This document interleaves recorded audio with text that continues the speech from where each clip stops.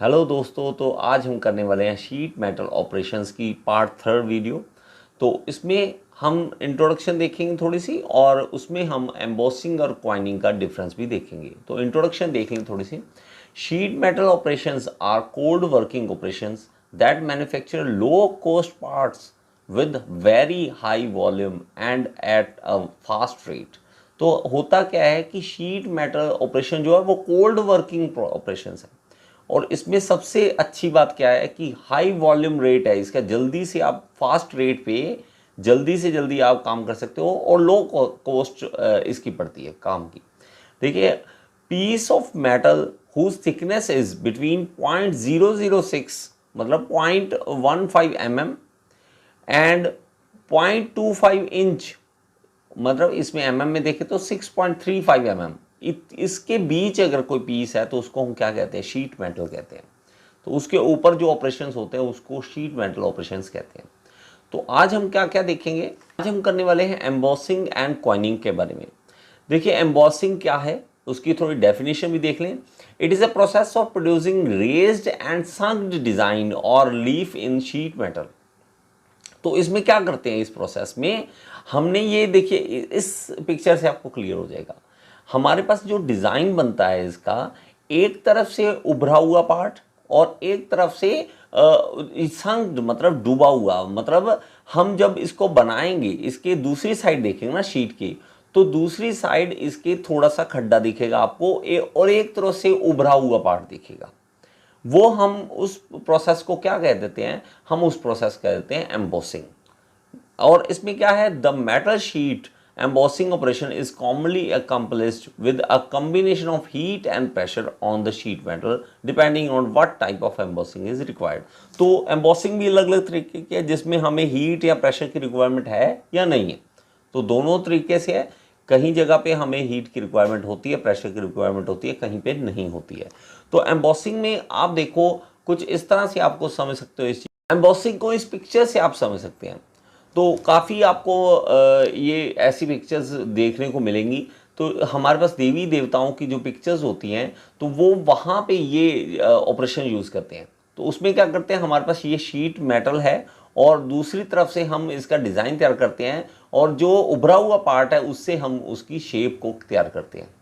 तो ये हमारे पास एक एम्बॉसिंग का एक उदाहरण है, यहाँ पे आप देख सकते हैं। और यहाँ पे देखिए, ये भी जो काम कर रहे हैं वो एम्बॉसिंग का काम कर रहे हैं। इसमें भी हमारे पास ये एम्बॉसिंग हो रही है। तो ये एम्बॉसिंग होती है। इसी तरह हमारे पास जो कंपनीज़ हैं वहाँ पे बड़े बड़े डाइज हैं, और हमारे पास उस डाइज की हेल्प से हम ये काम करते हैं। तो उसमें क्या करेंगे? हमारे पास ये देखिए, ये हमारे पास ऊपर एक डाई है, इसको हम कहेंगे शिम। ये है फीमेल एम्बॉस, और ये है हमारे पास देखिए क्लियरेंस, और ये है मेल एम्बॉस। तो ये हमारे पास किस तरह से है कि हम यहाँ पे वर्क पीस रखेंगे और ऊपर से डाई का फोर्स डालेंगे, उसके कारण एक तरफ से उभरा पार्ट और दूसरी तरफ से एक खड्डे वाला पार्ट हमारे पास बन जाएगा।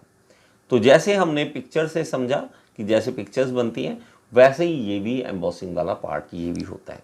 ठीक है। अब इसमें करेक्टरिस्टिक्स देखिए। Use in medium to high production rate, तो दोनों तरफ से आप यूज कर सकते हो, चाहे हाई प्रोडक्शन रेट या मीडियम।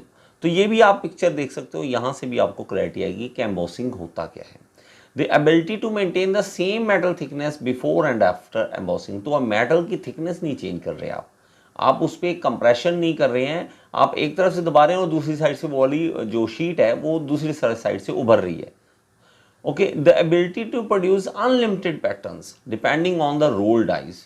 तो हमारे पास जैसी रोल डाइज होगी उसके अकॉर्डिंगली हम अनलिमिटेड पैटर्न्स प्रोड्यूस कर सकते हैं। The ability to reproduce product with no variation, एक वेरिएशन नहीं होगी, एक जैसा पार्ट बनेगा वैसा ही दूसरा बनेगा। अगर हम एक पिक्चर बना रहे हैं, ऐसी अगर हजारों पिक्चर बनाएंगे तो उसमें कोई वेरिएशन नहीं आएगी।